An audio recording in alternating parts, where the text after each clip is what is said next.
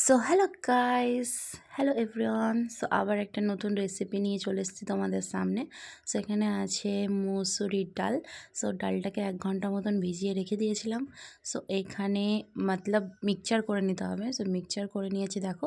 So একটু দানা দানা যেন হয়ে থাকে এমনভাবে মিক্সচারটা করে নেবে।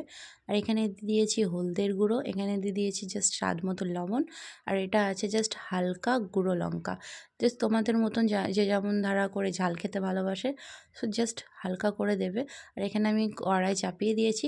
কড়াইয়ে তেল গরম হয়ে গেলে আঁচটা হালকা করে রেখে মিডিয়াম সাইডে রেখে তো এইটাকে অল্প করে মতলব তেলের ওপরে ফ্রাই করে নেবে। তো দেখো আমি ফ্রাই করে নিয়েছি। সো ফ্রাই করা জাস্ট হালকা হালকা করে তোমরা যেই রকম পারবে সেই রকম শেপ দেবে এতে। তো শেপ আমি দেখো কী রকম করে শেপ দিয়েছি, জাস্ট আমি এটাকে তরকারি বানাবো বলে জাস্ট এই জন্য আমি এই রকম করে শেপ দিয়েছি। এটাকে হালকা করে ভেজে নিতে হবে।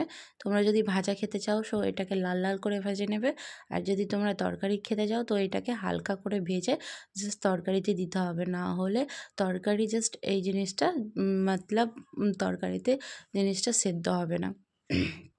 সো দেখো আমি হালকা আছে ভেজে নিয়েছি। সো এই রকম করে সাদা সাদা করে ভেজে নিতে হবে যেন একদম পুরো পুড়ে না যায় আর লাল না হয়ে যায়। তো তরকারি তাহলে তরকারিতে দিলে জিনিসটা সেদ্ধ হতে চাইবে না।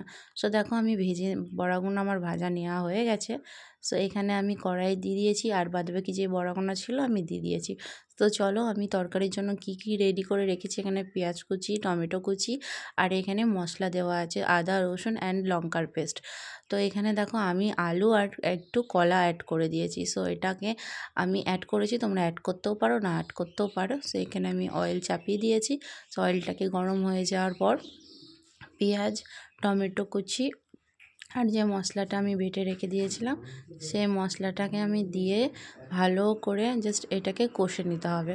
দেখো ভালো করে কষে নেওয়ার পর জাস্ট এটাকে ভালো করে নেড়ে চেড়ে কষে নিতে হবে, নয়তো মশলার গন্ধ ছাড়তে পারে। সো দেখো আমি আর কষে নিচ্ছি, জাস্ট হালকা জল দিয়ে এটাকে কষে নেবে। কষে নেওয়া হয়ে গেলে জাস্ট ভালো করে কষে নিতে হবে, কারণ এই জিনিসটা না কষলে না মশলার প্রচণ্ড গন্ধ করতে পারে। সো দেখো কষে কষে তোমরা পারলে এর মধ্যে একটু জল দিয়েও কষতে পারো। এর মধ্যে দিয়ে দিয়েছি দেখো হলদের গুঁড়ো। আগে থেকে আমি লঙ্কা পেস্ট করে রেখেছিলাম বলে আমি লঙ্কার গুঁড়ো দেবো না, কারণ ঝাল হয়ে যাবে বলে। জাস্ট প্রচণ্ড যারা ঝাল খেতে ভালোবাসো তো তারা লঙ্কার গুঁড়ো হালকা দিতে পারো। সো এই দেখো আমি ভালো করে মশলাটা কষে নিয়েছি। যখন তেল ছেড়ে দেবে তখন আমি আলুটা অ্যান্ড কলাটা আমি অ্যাড করে দিয়েছি। তোমরা কলাটা রিমুভ করতে পারো, তোমরা কলা নাও অ্যাড করতে পারো, জাস্ট আলু দিয়েও রান্না করতে পারো। তো আমি দেখো এই বাটির 2 বাটি জল আমি অ্যাড করে দেবো এতে। জলটাকে অ্যাড করে দেবে যখন মশলাটা ভালোভাবে কষে যাবে, ঠিক আছে? তো মশলাটা ভালোভাবে কষে গেছে বলে আমি জলটা অ্যাড করে দিয়েছি।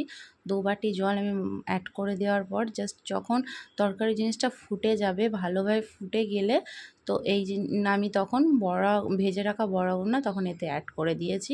সো তোমরাও পারলে যখন ফুটে যাবে চেষ্টা করবে যত তাড়াতাড়ি ফুটবে তখন অ্যাড করার। এরপরে অ্যাড করে দেওয়ার পর জাস্ট আমি ঢেকে রেখেছিলাম 15 মিনিটের মতন। সো কমপ্লিট ডালের বড়ার তরকারি। So thank you guys.